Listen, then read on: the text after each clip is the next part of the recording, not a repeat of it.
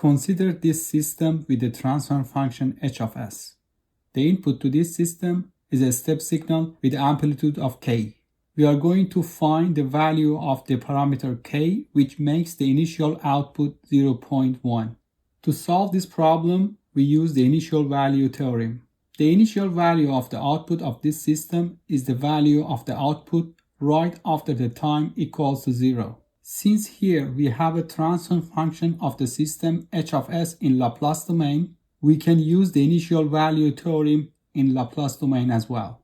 So the initial value of the y of t equals to limit as s goes to infinity of s times y of s, and it is valid as long as the limit exists. The output y of s can be determined by multiplying the input signal by the system transfer function h of s in Laplace domain.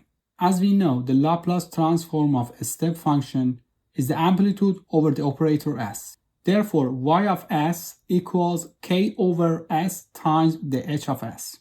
Now, by using the initial value theorem, we will have this limit as s approaches to infinity of s times y of s.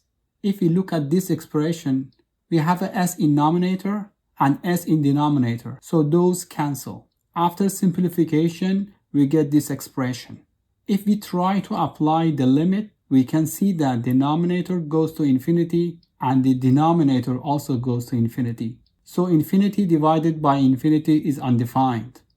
By the way, if you like what you are watching, please hit the like button and also subscribe to the channel if you haven't done yet. Now back to the video. So to solve this limit, we can divide both denominator and denominator by the highest power of the denominator, which in this case is s to the power of 2. Therefore, after the simplification, we get this expression. Now, if we take the limit as s goes to infinity, each of these terms with s in the denominator goes to 0, and it becomes k times 0.5 divided by 2, which it also means the initial value equals the constant k divided by 4. Now, since the question has asked us what value for k will make the initial value output to 0.1, we can simply obtain the value of k by multiplying 4 to 0.1, which it results 0.4.